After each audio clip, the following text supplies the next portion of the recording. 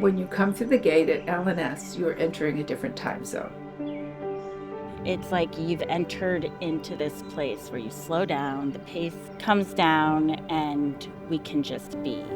Words like magic and connection come to mind when I walk into a place like this. Joy.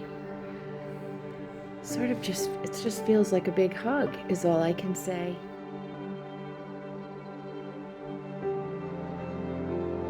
Well, we've been here 80 years. I mean, that's a really long time. And I guess when I think about resilience, I think about pushing through the hard times and digging into a community.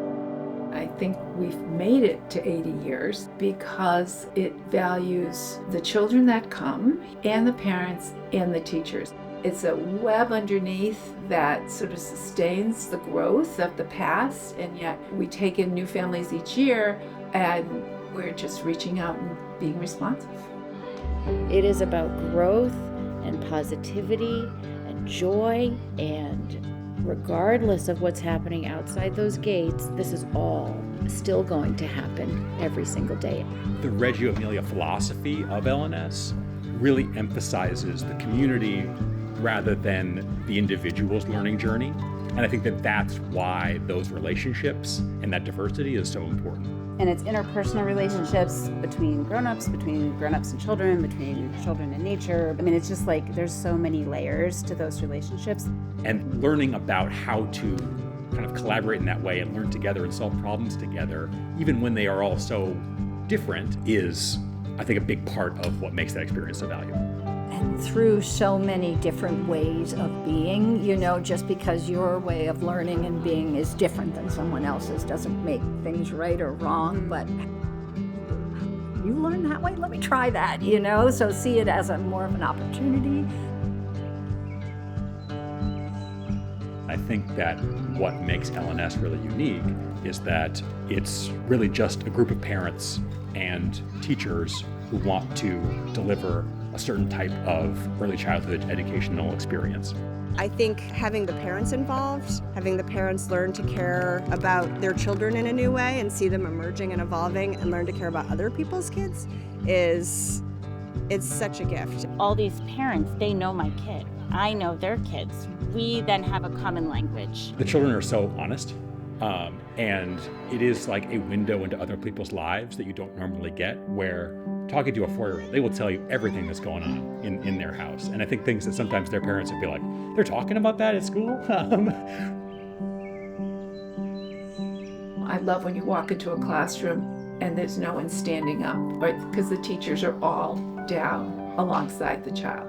The teachers are just people like you want to be with and like who you want your kids to be with. They have the biggest hearts and so much wisdom. We paid for 3 tuitions, but we got 5. We grew up here too, and we learned how to parent. It gave me such structure, and no matter what was thrown at me as a young parent, I always just felt like I was in it with everybody else, and it was all pretty normal.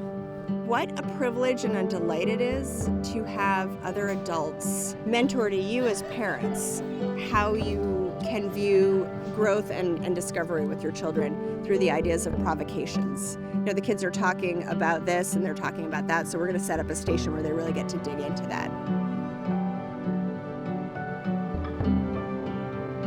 There is a sense of belonging that a project creates, a sense of community that a project creates, and even if you didn't know you were interested in weeds, you kind of are interested in weeds because you want to be part of something that's bigger than you.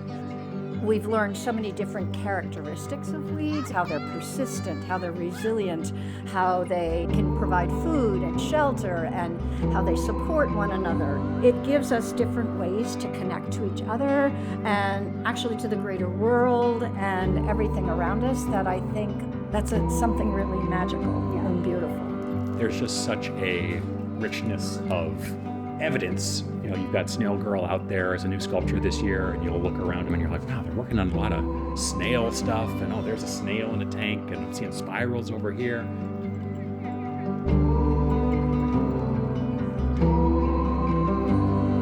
My children are now 23 and 25. I see what a privilege it was to participate so closely in something they were doing. And as the years pass, we get to participate less and less and less. And boy, that's a privilege. I feel it's really a gift to me to have 3 hours or so of just uninterrupted time where I can see him with his friends, build with him, play with him, and there's nothing else to pull me away. We are interconnected because of this Lincoln Nursery School experience, and it sustains us in a really interesting way. And so whoever's been here in the school system is still feeding the tree. And its strength comes from its people, its structure, its families, its kids. We all have to just keep marching on. And that's what happens here in this safe community.